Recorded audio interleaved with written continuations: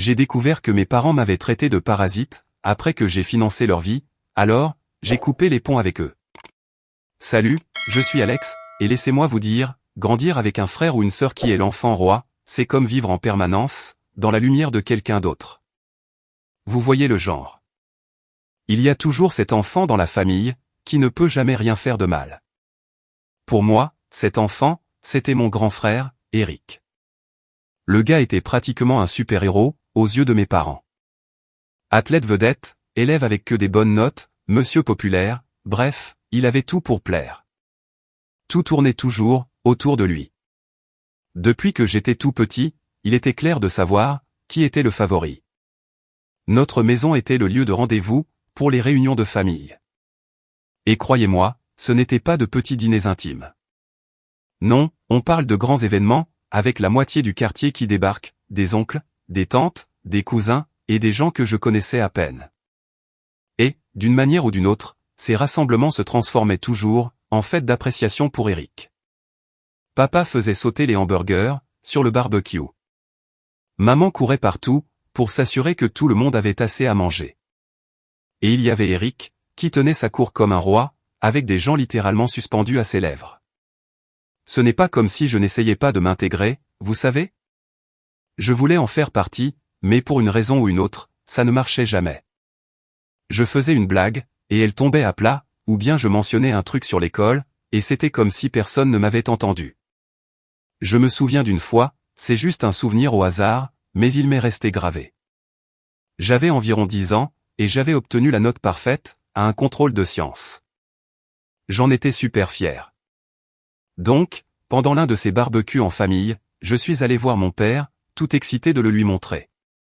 Mais, juste au moment où j'allais dire quelque chose, ma mère est arrivée en courant avec un énorme gâteau, et tout le monde s'est mis à célébrer Eric, parce qu'il avait gagné un tournoi de foot.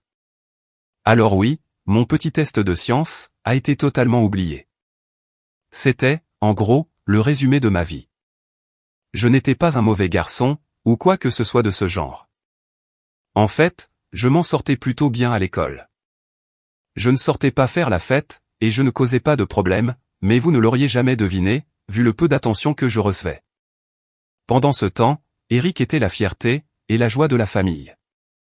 Il avait sa propre étagère, pour tous ses trophées et ses médailles. Et maman lui a même fait un album, avec chaque petite réussite soigneusement collée à l'intérieur. Je n'avais pas d'album. Je n'avais même pas d'étagère. Bon sang, je suis presque sûr que la moitié de mes affaires étaient entassées, dans un carton quelque part dans le grenier, à prendre la poussière. Ce qui m'énervait le plus, cependant, ce n'était même pas le manque d'attention. C'était la façon dont les gens agissaient, comme si Eric était une sorte de dieu. Genre, sans blague, à chaque événement familial, quelqu'un parlait de lui, même s'il n'était pas là. C'était du genre, « Oh, vous avez entendu les nouvelles d'Eric ? Il joue dans l'équipe de l'université maintenant, ou bien, Eric a un avenir tellement brillant devant lui. Je sais juste qu'il va réussir. » Et moi, j'étais assis là, du genre, salut. J'existe, moi aussi. Le pire, c'est que j'ai commencé à y croire. Genre, peut-être qu'il y avait vraiment un problème chez moi. Peut-être que je ne méritais pas l'attention. Je restais parfois assis dans ma chambre, à me demander pourquoi je n'étais pas assez bien. Même si je faisais tout correctement, et que je ne ratais pas l'école. Je ne m'attirais pas d'ennui. Alors, pourquoi est-ce qu'on ne me voyait pas? Il n'y avait qu'une seule personne, qui semblait me comprendre. Ma grand-tante, Sharon. Elle n'était pas vraiment si grande que ça, au sens important de la famille, mais pour moi, elle était géniale. À chaque fois qu'il y avait une réunion de famille, elle prenait toujours un moment, pour s'asseoir avec moi. Pendant que tous les autres s'extasiaient devant Eric, ou étaient absorbés par les derniers potins familiaux, elle tirait une chaise, et me demandait ce que je lisais, ou comment se passait l'école. Et contrairement à tous les autres, la réponse l'intéressait vraiment. Je me souviens d'une fois, où je me cachais dans le jardin, pendant l'une des grandes fêtes. Je n'étais pas d'humeur ce jour-là, et je voulais juste échapper au bruit, alors j'ai trouvé un coin tranquille derrière le garage, avec un livre. Tante Sharon m'a trouvé là, assis en tailleur dans la terre, et au lieu de me ramener de force dans la foule, elle s'est assise à côté de moi. « Qu'est-ce que tu lis, mon grand ?» m'a-t-elle demandé, d'une voix calme, comme si elle n'avait nulle part ailleurs, où elle aurait préféré être. Je lui ai montré la couverture, un livre fantastique que j'avais emprunté à la bibliothèque. Ça parle d'un garçon, qui découvre qu'il a des pouvoirs magiques, ai-je marmonné, m'attendant à moitié à ce qu'elle perde tout intérêt, mais ça n'a pas été le cas. Ça a l'air passionnant, a-t-elle dit, en m'offrant ce sourire chaleureux, qu'elle avait toujours. Tu as une belle imagination, Alex. Ne laisse jamais personne te dire le contraire. Cela m'est resté en mémoire. C'était la première fois depuis longtemps que j'avais l'impression que quelqu'un me remarquait pour ce que j'étais, et pas seulement comme le petit frère d'Eric. Tante Sharon se fichait des trophées de foot ou des notes à l'école. Elle se souciait juste que je sois moi-même. Et honnêtement, dans une famille comme la mienne, cela signifiait le monde pour moi. Pourtant, même si j'adorais ces moments calmes avec tante Sharon, ils ne compensaient pas vraiment tout le reste. Chaque jour résonnait comme un rappel que je n'étais pas Eric. Par exemple, quand j'ai commencé le lycée, je me suis dit que ce serait un nouveau départ, vous voyez ? De nouveaux professeurs, de nouvelles opportunités. Mais non, tout le monde me connaissait comme étant le frère d'Eric. Peu importait ce que je faisais, ou à quel point je le faisais bien. Chaque professeur, chaque entraîneur, et chaque camarade de classe disait la même chose. Oh, tu es le frère d'Eric. C'était un si bon élève, un si bon athlète. Même quand j'obtenais les meilleures notes, tout le monde semblait s'en ficher. Une fois, j'ai eu un 20/20 pour un énorme projet en cours d'histoire. J'étais sur un petit nuage. Je suis rentré à la maison, et j'ai essayé de le dire à ma mère, mais elle était trop occupée au téléphone, avec une autre mère fan de foot, à parler du dernier match d'Eric. Je suis resté là un moment, à attendre qu'elle raccroche, mais au bout d'environ 10 minutes, j'ai simplement abandonné, et je suis allé dans ma chambre. Ce projet a fini fourré dans mon tiroir, oublié, comme tout le reste de ce que j'avais pu faire. Le plus drôle, c'est que je ne voulais même pas être Eric. Je me fichais du sport, ou d'être le garçon le plus populaire de l'école. Je voulais juste un peu de reconnaissance, vous savez, juste un petit peu de cette même fierté, que mes parents éprouvaient pour lui. Mais ce n'est jamais venu. Et le fait est, qu'après un certain temps, vous arrêtez de l'attendre. Vous commencez à vous convaincre que c'est normal, et que le fait d'être ignoré, est simplement la façon dont les choses sont censées être. C'est comme ça, que j'ai vécu toute mon enfance. Constamment dans l'ombre, et essayant constamment de prouver, que je valais quelque chose. Ce n'est que des années plus tard, que j'ai finalement réalisé, que je n'avais rien à prouver à personne. Mais à l'époque, à cette époque-là, je n'étais qu'un enfant, qui attendait que quelqu'un remarque ma présence. Alors, le lycée a commencé, et j'avais ce tout petit espoir, que les choses seraient différentes. Vous savez, un nouvel environnement, de nouvelles personnes, et peut-être la chance d'être enfin perçu comme ma propre personne, au lieu d'être juste le petit frère d'Eric. Mais, bien sûr, la réalité m'a vite rattrapé. Le premier jour n'était même pas terminé, que les gens ont commencé à faire le lien. Oh, tu es le frère d'Eric, c'est ça ? Il était incroyable dans l'équipe de foot. Oui, ton frère était un si bon élève. Tu dois être exactement comme lui. Ce dernier commentaire m'a vraiment touché, parce que je n'étais pas comme lui. Pas du tout. Mais les gens ne pouvaient tout simplement pas s'empêcher de faire ces comparaisons. C'était comme si je marchais, enveloppé dans cette ombre qui m'était collée, peu importe où j'allais. Chaque professeur, chaque entraîneur, ils avaient tous cette attente étrange, de me voir être exactement comme Eric, comme si j'étais censé perpétuer son héritage, ou quelque chose dans le genre. Mais je n'étais pas comme ça. Je n'étais pas une star du sport, et je n'étais certainement pas l'âme de la fête. J'étais le gamin, qui s'asseyait au fond de la classe, qui prenait des notes, et qui écoutait vraiment. Je travaillais dur, j'étudiais tard, et je posais des questions après les cours, quand je ne comprenais pas quelque chose. C'était important pour moi de comprendre les choses, non pas pour essayer d'impressionner qui que ce soit, mais parce que ça m'intéressait vraiment. Et je n'essaie pas de me vanter ou quoi que ce soit, mais je m'en sortais bien mieux que ce que tout le monde attendait. Il y a eu cette fois, je m'en souviens très clairement, pendant mon année de première. J'étais en biologie, et nous avions cet énorme projet, qui stressait tout le monde. La professeure, Madame Baker, nous a dit que cela compterait, pour environ 40% de notre note du semestre. Les gens paniquaient, et je peux le comprendre. La biologie n'était pas exactement la matière préférée de tout le monde. Mais moi, j'aimais bien ça, en fait.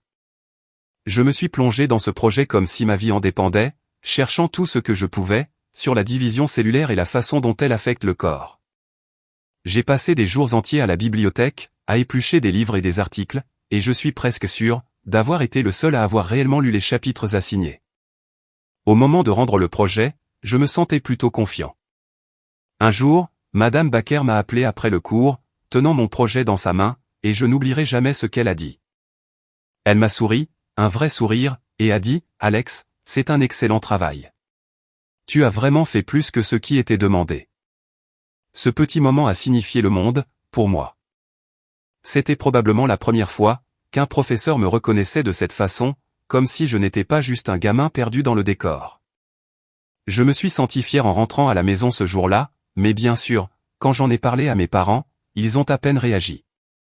Je me souviens être rentré, et m'être assis à la table de la cuisine, avec ma mère. Elle était au téléphone comme d'habitude, en train de discuter avec l'une de ses amies, du dernier match d'Eric. J'ai attendu qu'elle raccroche, en tenant mon projet entre mes mains, comme si c'était un trophée. Quand elle a enfin posé le téléphone, je lui ai montré la note, et je lui ai rapporté ce que Madame Baker avait dit. « Oh, c'est bien, mon chéri », a-t-elle répondu, sans même y jeter un coup d'œil.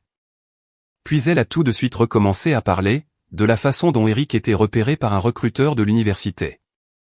Je suis resté assis là, à fixer le 20/20 sur mon projet, avec l'impression d'avoir percuté un mur invisible. Peu importait ce que je faisais, peu importait la dureté de mon travail, cela ne semblait jamais avoir d'importance pour eux.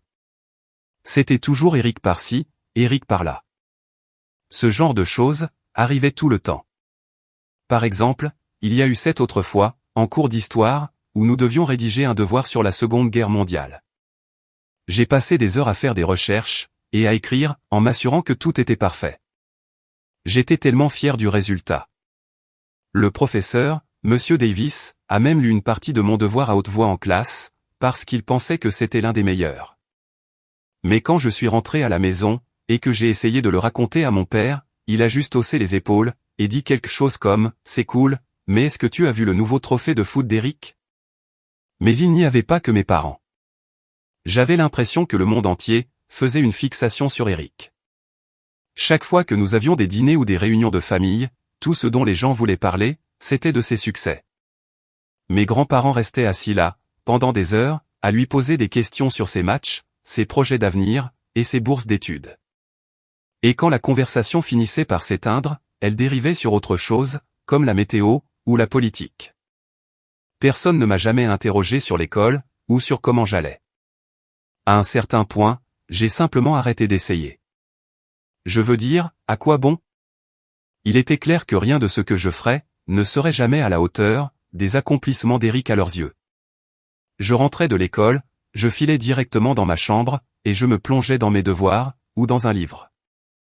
Ce n'était pas comme si j'avais une grande vie sociale de toute façon. Pendant qu'Eric sortait avec ses amis, allait à des fêtes, ou jouait à des matchs, j'étais à la maison, en train d'étudier, et d'essayer de découvrir ce que je voulais faire de ma vie.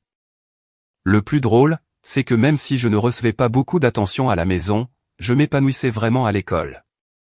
J'ai rejoint quelques clubs, je me suis fait des amis qui partageaient les mêmes centres d'intérêt que moi, et j'ai même commencé à être reconnu par mes professeurs, comme l'un des meilleurs élèves de ma promotion. Je n'étais pas vraiment le roi de la sociabilité, mais j'ai trouvé mon groupe, ces gamins qui aimaient rester après les cours, pour parler de livres, de sciences, et de films. C'était agréable d'avoir des gens qui n'attendaient pas de moi que je sois quelqu'un d'autre que moi-même. Mais même avec tout ça, il y avait toujours ce sentiment persistant que je n'étais pas assez bien. Comme si, peu importait ce que j'accomplissais, ce ne serait jamais suffisant pour obtenir la reconnaissance que je voulais de mes parents. Je veux dire, ce n'est pas comme si je cherchais à tout prix à être sous les projecteurs, mais une petite reconnaissance aurait été agréable. Juste pour une fois, je voulais les entendre dire qu'ils étaient fiers de moi pour quelque chose que j'avais fait, non pas parce que j'étais le frère d'Eric, mais parce que j'étais moi. Je suppose que le tournant s'est produit, pendant la terminale, lorsque je postulais pour les universités. J'avais travaillé comme un fou pendant des années, pour obtenir de bonnes notes, participer à des clubs, et essayer de me construire un dossier solide. J'ai postulé à quelques écoles, et un jour, j'ai reçu la lettre, une admission dans un programme de commerce, à l'université d'État. J'étais fou de joie. Je suis rentré en courant, excité à l'idée d'annoncer la bonne nouvelle à mes parents. Mais quand j'ai passé la porte, et que j'ai annoncé que j'avais été accepté, leur réaction a été décevante, c'est le moins qu'on puisse dire. « Oh, c'est bien, Alex », a dit ma mère, en levant à peine les yeux de son magazine. « Cool », a marmonné mon père, en faisant défiler l'écran de son téléphone. « Et Eric ? Est-ce qu'il a été pris quelque part ?» C'était tout. Ce fut le moment où j'ai compris, que peu importe ce que je faisais, ou les efforts que je déployais, ils n'allaient jamais me voir, de la façon dont je le souhaitais. Je n'étais pas Eric, et cela signifiait, que je n'avais pas autant d'importance à leurs yeux. Ça m'a fait mal, mais ça a aussi allumé un feu en moi. S'ils n'allaient pas croire en moi, j'allais leur prouver qu'ils avaient tort, d'une manière ou d'une autre. Donc, après toute cette histoire avec mon admission à l'université d'État, j'ai plus ou moins accepté le fait, que mes parents ne se soucieraient jamais de mes réussites, de la même façon qu'ils le faisaient pour Eric. J'ai essayé de ne pas trop m'attarder là-dessus, mais ça faisait quand même mal. Je veux dire, il est difficile de ne pas le ressentir, quand vous travaillez d'arrache-pied, et que les personnes qui sont censées s'en soucier le plus, le remarquent à peine. Quoi qu'il en soit, j'avais été accepté dans le programme de commerce, ce qui était une grande étape pour moi. J'étais gonflé à bloc, mais la réalité de devoir le payer, m'a vite rattrapé. Sans l'aide de mes parents, j'étais, en gros, livré à moi-même. J'avais postulé pour des bourses d'études, des subventions, et tout ce qui pouvait aider à couvrir les frais, mais ce n'était pas suffisant. C'est là que tante Sharon est intervenue. Je ne m'y attendais pas du tout. Un après-midi, je traînais chez elle, et je l'aidais à faire quelques trucs dans la maison. Tante Sharon vivait dans cette petite maison chaleureuse, qui sentait toujours le pain frais, ou les biscuits. Bien mieux, que le chaos qui régnait chez mes parents. Nous étions assis dans sa cuisine, et sortis de nulle part, elle m'a demandé, comment se passaient les choses pour l'université. J'ai essayé de minimiser la chose, vous savez, comme si je ne voulais pas en faire tout un plat. Oui, j'ai été accepté, mais je ne suis pas sûr de savoir, comment je vais payer pour ça. C'est un peu flou pour le moment. Tante Sharon a posé le plat qu'elle avait, et s'est tournée pour me regarder. Alex, je sais que tes parents n'ont pas été d'une grande aide, mais tu es intelligent, et tu as travaillé dur pour arriver là où tu es. Tu ne devrais pas avoir à renoncer à tes rêves, à cause de l'argent. Je n'ai rien dit au début. Je veux dire, qu'est-ce que je pouvais dire? Elle n'avait pas tort, mais je m'étais déjà résigné au fait, que je devrais peut-être repousser l'université, ou travailler à temps plein juste pour économiser. C'était juste l'une de ces choses, avec lesquelles je pensais devoir composer. C'est alors que tante Sharon a dit quelque chose, qui m'a complètement terrassé. J'ai quelques économies, a-t-elle dit, d'une voix douce mais ferme. Je mets de l'argent de côté depuis des années, et j'aimerais te le donner pour tes frais de scolarité. Je l'ai juste dévisagé pendant une minute, mon cerveau essayant de rattraper, ce qu'elle était en train de dire. Attends, quoi?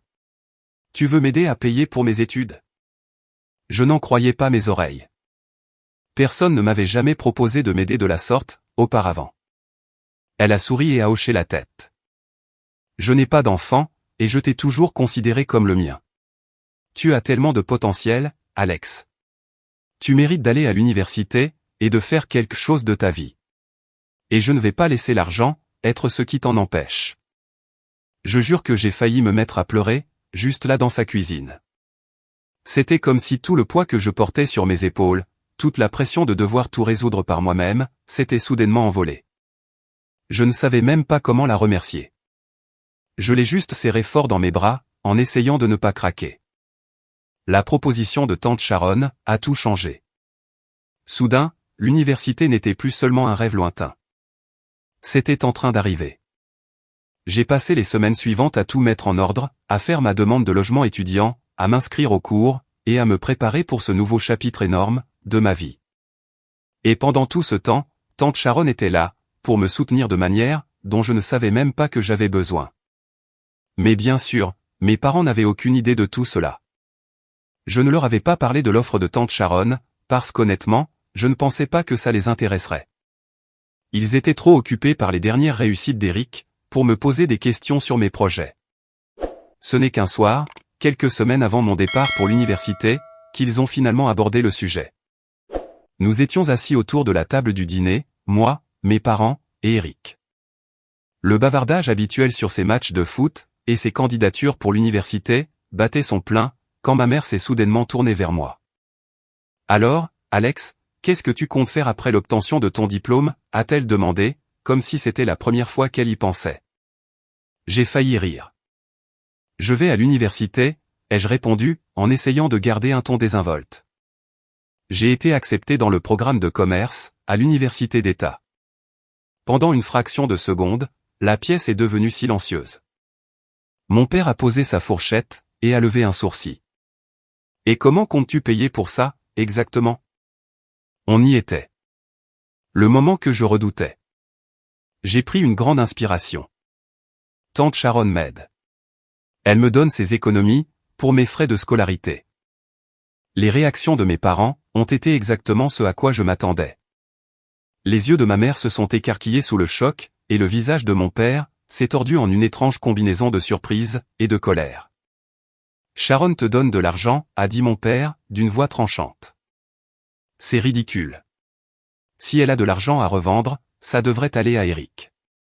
Il a besoin d'une nouvelle voiture pour l'université. » Je ne pouvais pas croire ce que j'entendais. Il se fichait éperdument, du fait que j'ai enfin ma chance pour faire quelque chose. Ils étaient plus préoccupés par le fait, qu'Eric ait besoin d'une voiture. J'ai senti cette vague de frustration monter en moi, mais j'ai essayé de rester calme. « Il ne s'agit pas d'Eric, » ai-je dit, la voix nouée. « Tante Sharon veut m'aider. Elle me l'a proposé, et je ne vais pas refuser. » Maman, bien sûr, a essayé de me faire culpabiliser. « Mais ton frère a besoin de cet argent, Alex. Tu sais à quel point son avenir est important. » Je n'en pouvais plus. « Je suis important, moi aussi, » ai-je craqué, plus fort que ce que j'avais prévu. C'est de mon avenir, qu'on parle. J'ai travaillé dur pour ça, et tante Sharon croit en moi. Pourquoi pas vous? Le silence qui a suivi, a été assourdissant. Mes parents m'ont juste regardé fixement, complètement pris au dépourvu par mon explosion de colère. Eric, pour une fois, n'a rien dit. Il est juste resté assis là, l'air mal à l'aise. Mais je m'en fichais. J'en avais assez d'être ignoré. Assez de passer toujours au second plan. Je vais à l'université, ai-je répété, plus calmement cette fois, mais tout aussi fermement. Avec, ou sans votre soutien. J'ai repoussé ma chaise, et j'ai quitté la table. Je n'avais plus besoin de leur approbation. Pour la première fois de ma vie, j'avais quelqu'un dans mon coin, qui croyait en moi, tante Sharon. Et c'était suffisant. Les semaines suivantes, sont passées à toute vitesse. J'ai emballé mes affaires, j'ai dit au revoir aux quelques amis que j'avais en ville, et je me suis préparé pour le grand déménagement. Je n'avais toujours pas dit grand-chose à mes parents sur mes projets, et honnêtement, je n'avais pas l'impression de leur devoir la moindre explication. C'était le moment pour moi, de sortir enfin de l'ombre d'Eric, et de faire quelque chose de ma vie. Quand le jour du départ est arrivé, tante Sharon m'a conduit jusqu'au campus. Alors que nous nous garions devant les dortoirs, j'ai ressenti ce mélange écrasant, de nervosité et d'excitation. C'était le début de quelque chose de complètement nouveau, et j'avais hâte de voir où cela me mènerait. Au moment de serrer tante Sharon dans mes bras pour lui dire au revoir, je n'ai pas pu m'empêcher de me sentir reconnaissant. Elle m'avait donné la chance dont j'avais besoin, et je n'allais pas la gâcher. Commencer l'université, c'était comme entrer dans un tout nouveau monde. Je n'avais jamais vraiment été loin de chez moi aussi longtemps, et maintenant, j'étais soudainement entouré de gens de mon âge, tous vivant seuls pour la première fois. C'était excitant, mais en même temps, un peu intimidant. Quand tante Sharon m'a déposé, je me souviens être resté debout devant le bâtiment de mon dortoir, regardant l'immense campus devant moi, avec le sentiment d'avoir enfin réussi. La première semaine a été un tourbillon de réunions d'orientation, de nouvelles rencontres, et de tentatives pour comprendre comment les choses fonctionnaient. Je n'étais pas exactement la personne la plus extravertie, donc j'étais un peu nerveux à l'idée de me faire des amis, mais, étonnamment, ça n'a pas été aussi difficile que je le pensais. Tout le monde était dans le même bateau. Un nouvel endroit, de nouveaux visages, donc il était facile d'entamer des conversations dans la cafétéria, ou entre deux cours. Mon colocataire, Jake, faisait partie de ces gars super détendus, qui réussissaient toujours, d'une manière ou d'une autre, à être amis avec tout le monde. Il avait cette attitude relaxe, et semblait toujours savoir ce qui se passait sur le campus. Je ne le savais pas à l'époque, mais l'avoir comme colocataire finirait par être l'une des meilleures choses qui me soit arrivée pendant ces premiers jours. Il était le genre de personne qui me présentait à tout le monde, et avant même de m'en rendre compte, j'avais un solide groupe d'amis. Mais, même si l'aspect social de l'université était important, j'étais quand même là, pour obtenir un diplôme. J'étais déterminé à ne laisser rien me distraire de cet objectif. Je n'avais pas fait tout ce chemin pour me relâcher. Le premier jour de cours, je suis arrivé en avance, je me suis assis au premier rang, et j'ai pris des notes comme si ma vie en dépendait. Les professeurs étaient intimidants au début, bien différents des profs de lycée, mais ils semblaient apprécier les efforts que je fournissais. Il y avait un professeur, le Dr Collins, qui enseignait mon cours d'introduction au commerce. C'était un homme plus âgé, avec une barbe épaisse, et une voix qui pouvait dominer tout un amphithéâtre, sans microphone. Je me souviens de la première fois où j'ai levé la main pour poser une question. Mon cœur battait à tout rompre. Mais au lieu de m'ignorer, ou de me donner une réponse brève, le Dr Collins a souri, et a dit « Bonne question, Alex », avant de poursuivre, pour l'expliquer en détail. Ce tout petit moment a été très important pour moi. J'ai ressenti ça comme une validation, comme si je n'étais pas juste un autre visage dans la foule. Ce cours est rapidement devenu mon préféré. Ce n'était pas juste le sujet. Je veux dire, le commerce était ce que j'étais venu étudier, mais c'était la façon dont le Dr Collins rendait tout évident. Il avait cette façon de transformer ce qui semblait être des concepts compliqués en quelque chose que je pouvais réellement assimiler. Je retournais à mon dortoir tous les jours, et je relisais mes notes, en m'assurant de tout comprendre. Jake pensait que j'étais un peu trop intense à ce sujet parfois, mais honnêtement, je m'en fichais. C'était ma chance, et je n'allais pas la rater. En parlant de Jake, je dois lui reconnaître ce mérite. Il faisait partie de ces gens qui pouvaient traverser les cours sans vraiment faire d'efforts, mais il ne m'a jamais fait me sentir mal, de prendre les choses au sérieux. Il plaisantait sur le fait que j'étais le chouchou du prof, mais c'était toujours de bonne guerre. Et quand il me voyait stressé, pour un devoir ou un examen, il s'asseyait avec moi, et m'aidait à me détendre un peu. « Mec, c'est l'université », disait-il, en me lançant une boule de papier froissé, depuis l'autre bout de la pièce. « Tu es censé t'amuser. Ne t'épuise pas avant les partiels. » Il marquait un point, mais je n'y pouvais rien. Il y avait beaucoup d'enjeux pour moi, là-dedans. Il ne s'agissait pas seulement d'obtenir un diplôme. Il s'agissait de me prouver à moi-même que j'étais plus que le simple frère oublié. À chaque fois que je m'asseyais pour étudier, ou travailler sur un projet, j'avais l'impression de repousser toutes ces années passées à être ignoré. Je ne le faisais pas pour mes parents, ni même pour tante Sharon. Je le faisais pour moi. Cependant, j'ai tout de même essayé de me détendre un peu. Jake m'a traîné à quelques événements sur le campus. Rien de trop fou, juste des trucs comme des soirées cinéma, ou des moments passés avec des gens du dortoir. Je dois avouer qu'il était agréable de m'éloigner des livres pour un moment, et de profiter réellement de ma présence à l'université. J'ai commencé à avoir l'impression d'être à ma place, comme si je faisais partie de quelque chose de plus grand que mon petit monde fait de cours et de manuels. L'une des plus grandes surprises est cependant venue d'un projet de classe. Le Dr Collins nous avait confié un projet de groupe, où nous devions trouver une idée d'entreprise et la présenter à la classe. Les projets de groupe n'étaient pas vraiment mon truc. J'avais toujours été le gamin qui finissait par faire tout le travail, pendant que les autres se la coulaient douce. Mais cette fois, c'était différent. Mon groupe était composé de 3 autres étudiants, Jess, Tyler et Marcus. Jess était super organisé. Tyler était un génie de l'informatique. Et Marcus avait un don pour les mots, qui le rendait parfait pour les présentations. Pour une fois, je n'étais pas le seul à faire ma part du travail. Nous avons vraiment bien travaillé ensemble, en échangeant des idées, et en écoutant réellement les contributions de chacun. Au moment de présenter notre idée, un service de livraison sur le campus pour les petites fins nocturnes, nous nous sentions tous plutôt confiants. Le jour de la présentation, j'étais incroyablement nerveux. Parler en public n'était pas mon point fort, mais j'avais répété ma partie encore et encore, jusqu'à ce que je puisse la réciter dans mon sommeil. Mais quand nous sommes montés sur l'estrade, tout s'est enchaîné à la perfection. Jess a géré l'introduction. La démo technique de Tyler a fonctionné à merveille, et Marcus a tout conclu, avec une déclaration finale percutante. J'ai fait ma partie sans trébucher, et quand nous avons terminé, la classe a réellement applaudi. Le docteur Collins nous a fait un signe d'approbation, et je jure que ça a été comme gagner à la loterie.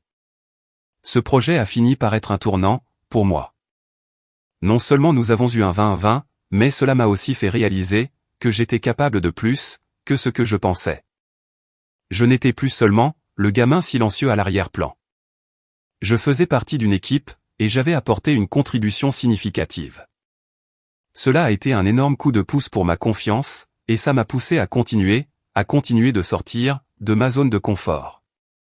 À la fin de ce premier semestre, j'ai eu l'impression d'avoir enfin trouvé mon rythme. Je ne me contentais pas de survivre à l'université, je m'y épanouissais. Bien sûr, il y avait encore des moments où je doutais de moi. Et oui, tante Sharon et le confort de sa maison me manquaient parfois, mais j'étais en train de construire quelque chose ici, quelque chose qui m'appartenait. Je suppose que ce que j'essaie de dire, c'est que l'université représentait plus que de simples cours et des notes, pour moi. C'était la première fois que j'avais l'impression d'avoir le contrôle de ma vie. Comme si c'était moi qui décidais de la personne que j'allais devenir. Et même s'il y avait encore des défis à relever, je savais que je pourrais les gérer.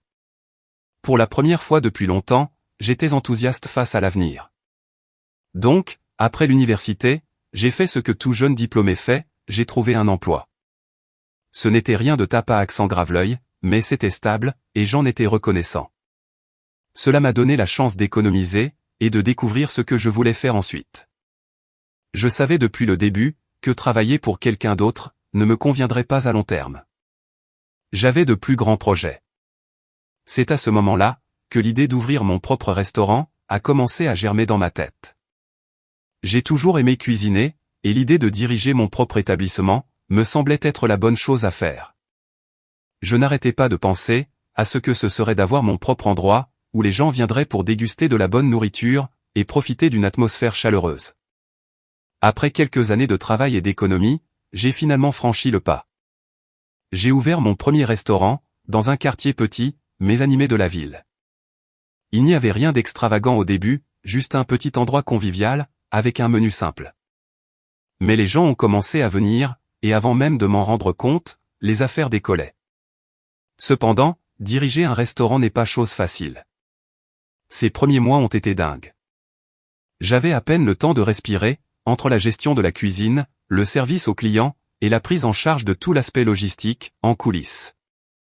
Mais malgré les longues heures et le stress, j'adorais ça. J'avais l'impression de faire enfin quelque chose qui m'appartenait, quelque chose que j'avais construit, à partir de zéro. Et quand l'endroit a commencé à devenir populaire, c'était juste la cerise sur le gâteau. Au fur et à mesure que le restaurant se développait, j'ai franchi la grande étape suivante, en ouvrant une autre succursale. C'était comme un rêve. Je n'avais jamais imaginé que j'aurais plus d'un établissement, mais j'en étais là, à développer l'entreprise, et à la regarder prospérer. Finalement, j'ai possédé quelques emplacements en ville, et les choses allaient mieux, que je n'aurais jamais pu l'espérer. J'avais une équipe d'employés solide, et les restaurants généraient un bon bénéfice. La vie était plutôt belle. Et puis, comme si c'était écrit, mes parents sont réapparus dans le tableau. Cela a commencé par un coup de téléphone de ma mère. Je n'avais pas eu beaucoup de nouvelles d'elle, ou de mon père, depuis un moment, pas depuis que j'étais parti pour l'université. Nous avions gardé nos distances, ce qui, honnêtement, m'allait très bien. Mais soudainement, ils étaient de retour, pour me demander un service. « Alex, mon chéri, comment vas-tu ? Ça fait si longtemps, » a dit maman, la voix toute douce, et pleine d'un faux enthousiasme. J'ai tout de suite compris, qu'il se tramait quelque chose. « Je vais bien, maman. Je suis très occupé avec les restaurants, » ai-je répondu, en restant bref. Je savais que cet appel cachait autre chose, qu'une simple prise de nouvelles amicales. « Eh bien, nous sommes tellement fiers de toi. Tu le sais, n'est-ce pas ?» a-t-elle déclaré, sa voix frôlant ce que je ne pouvais décrire, que comme du désespoir. « Mais, nous nous demandions si tu pouvais nous rendre un petit service. Il s'agit d'Eric. Bien sûr, qu'il s'agissait d'Eric. Il s'agit toujours d'Eric. Je l'ai laissé continuer, même si j'avais déjà une bonne idée de la direction que ça prenait. Tu sais, il a du mal à trouver du travail ces derniers temps. Il a postulé partout, mais personne ne l'embauche, a-t-elle expliqué. Il a eu quelques problèmes lors de ses derniers emplois, et maintenant, c'est comme si personne ne voulait lui donner une chance. Nous espérions que tu pourrais peut-être l'aider. Lui donner un travail, dans l'un de tes restaurants. Je me suis adossé à ma chaise, le regard fixé sur le plafond. Eric, l'enfant roi qui ne pouvait rien faire de mal, avait apparemment tellement merdé, que même son charme ne pouvait plus lui décrocher un emploi. Une part de moi voulait dire non, pour leur rappeler toutes les fois où ils avaient mis Eric sur un piédestal, tout en ignorant tout ce que je faisais. Mais je savais que ça n'aiderait personne. Donc, contre mon meilleur jugement, j'ai accepté. C'est d'accord, maman. Je peux lui donner un travail, ai-je répondu, la voix un peu plus fatiguée que je ne l'aurais souhaité. Mais il devra travailler comme serveur. Pas de traitement de faveur. Il devra réellement faire le travail. Oh, merci, Alex. Tu ne sais pas à quel point, cela compte pour nous, s'est-elle extasiée, comme si je venais de sauver le monde. Il te sera tellement reconnaissant. Reconnaissant. Eric? Ouais, c'est ça. Quand Eric s'est pointé pour commencer à travailler, c'était gênant, pour dire le moins. Il a agi comme s'il me rendait service en étant là, comme si je devais lui être reconnaissant, d'honorer mon restaurant de sa présence. Je n'en revenais pas. J'étais là, à lui donner un travail quand personne d'autre ne voulait l'embaucher, et il agissait, comme s'il était au-dessus de ça. Mais j'ai gardé mon calme, et je l'ai traité comme n'importe quel autre employé. Étonnamment, il n'a pas fait un travail horrible. Il n'était pas génial non plus, mais il se présentait, faisait ce qu'on lui demandait, et ne causait pas trop de problèmes. Ce n'était pas parfait, mais c'était mieux que ce que j'espérais. Les choses sont restées plutôt calmes, pendant un certain temps après ça. Mais ensuite, mes parents ont rappelé. Cette fois, le service demandé était encore plus important. Alex, il faut qu'on parle, a dit mon père, l'air plus sérieux que d'habitude. Nous avons des problèmes financiers, et nous avons besoin de ton aide. Bien sûr qu'ils en avaient. Apparemment, ils avaient englouti toutes leurs économies. Entre les aventures interminables d'Eric, ses idées d'entreprise ratées, l'université qu'il n'avait jamais terminée, et toutes les autres absurdités dans lesquelles il s'était embarqué, il ne leur restait plus rien. Ils avaient tout dépensé, et maintenant, ils se tournaient vers moi, pour les sortir du pétrin. À ce stade, j'aurais dû y être habitué. J'aurais dû savoir qu'il finirait par venir me voir, surtout après avoir tout investi sur Eric, pendant des années. Mais ça faisait quand même mal. J'avais toujours l'impression qu'il ne venait vers moi que parce qu'il n'avait pas d'autre choix, et non parce qu'il m'accordait de la valeur, ou se souciait de ce que j'avais accompli. J'aurais pu dire non. J'aurais pu leur dire de se débrouiller seuls, et que je n'étais pas leur filet de sécurité. Mais pour une raison quelconque, je ne l'ai pas fait. Peut-être qu'une partie de moi voulait quand même les aider, même après tout ça. Ou peut-être que je ne voulais tout simplement pas les voir, s'effondrer complètement. Donc, une fois de plus, j'ai accepté. J'ai commencé à leur envoyer une allocation mensuelle, juste assez pour les aider à s'en sortir. Je n'allais pas couvrir toutes leurs dépenses, mais je ne voulais pas non plus qu'ils perdent leur maison, ou qu'ils se retrouvent à la rue. Cela semblait être la bonne chose à faire, même si ça m'a laissé un goût amer dans la bouche. Et bien sûr, il y avait Eric, qui travaillait toujours au restaurant, et qui s'en sortait toujours, sans subir aucune conséquence réelle pour les dégâts qu'il avait causés. Mes parents ne lui ont pas demandé de contribuer, ou de les aider. Ils l'ont simplement laissé continuer à vivre sa vie, pendant que j'étais celui qui montait au créneau.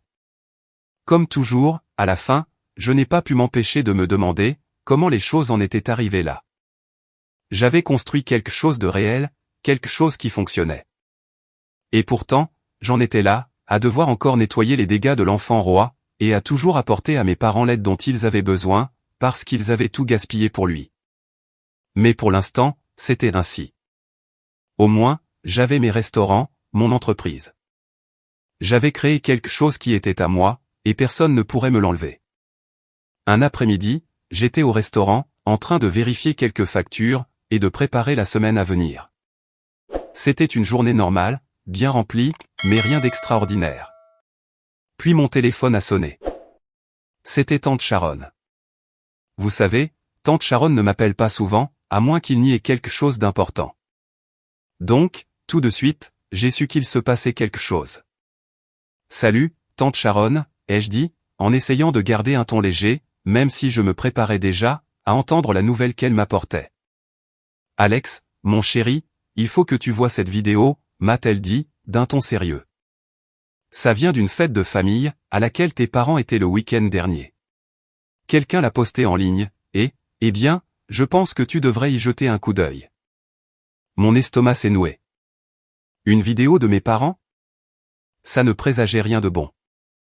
De quoi s'agit-il, ai-je demandé, en essayant de comprendre dans quoi je m'embarquais. Regarde-la simplement. Je t'envoie le lien tout de suite. Appelle-moi après, a-t-elle répondu, l'air presque hésitant, comme si elle n'était pas sûre de ma réaction. J'ai ouvert le lien que tante Sharon avait envoyé.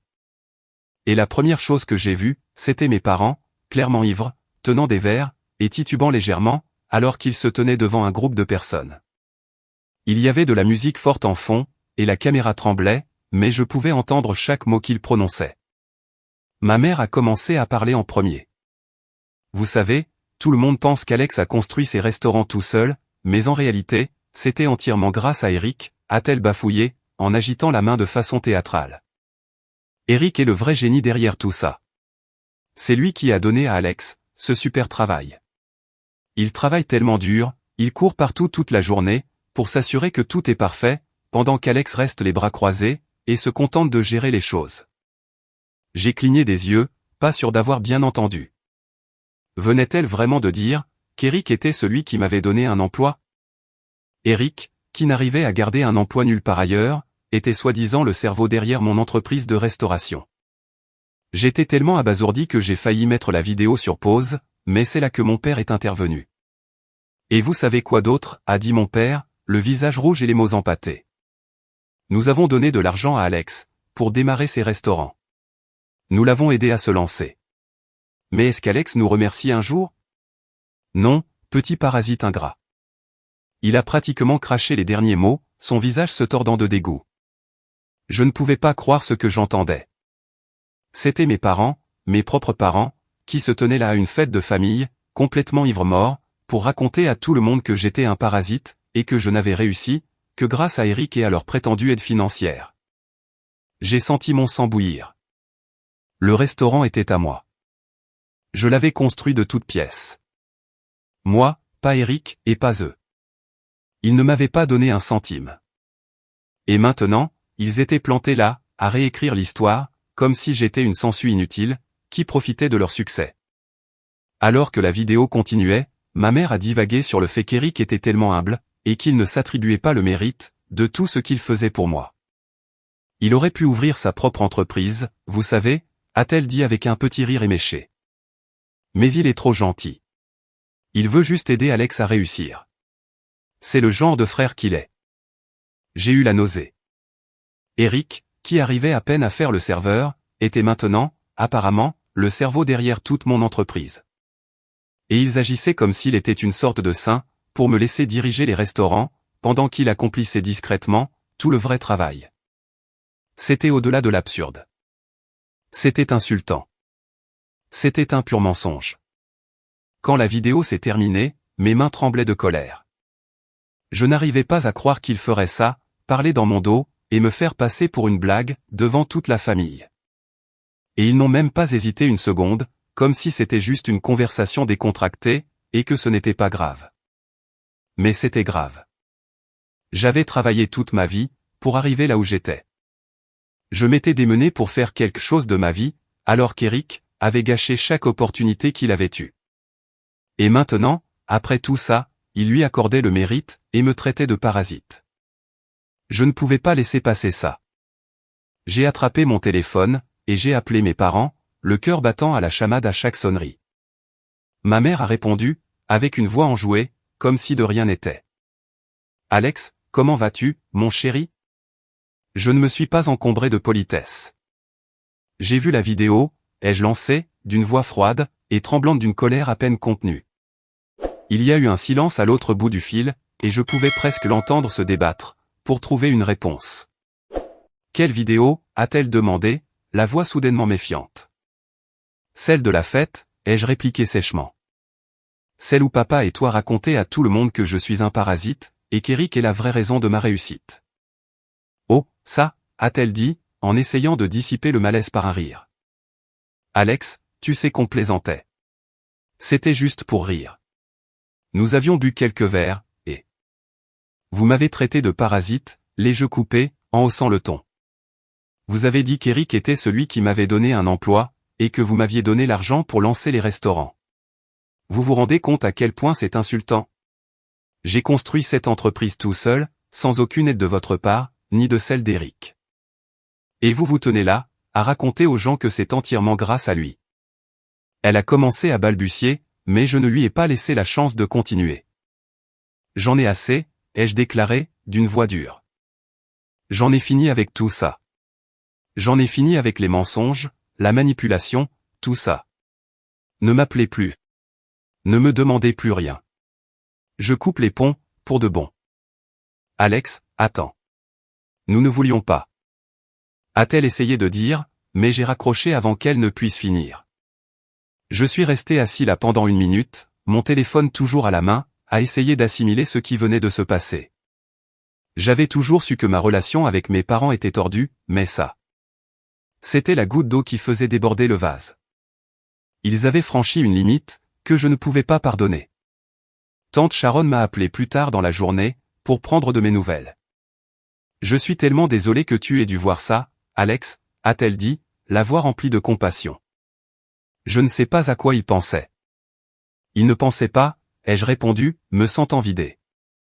Mais ça n'a plus d'importance, maintenant. J'en ai fini avec eux. Après avoir raccroché avec tante Sharon, j'ai ressenti un étrange sentiment de soulagement. Pour la première fois depuis longtemps, je n'étais plus écrasé par la pression constante de rendre mes parents heureux, d'être à la hauteur de leurs attentes impossibles, ou de réparer leurs erreurs. J'étais libre. J'avais bâti mon propre succès, et je ne leur devais absolument rien.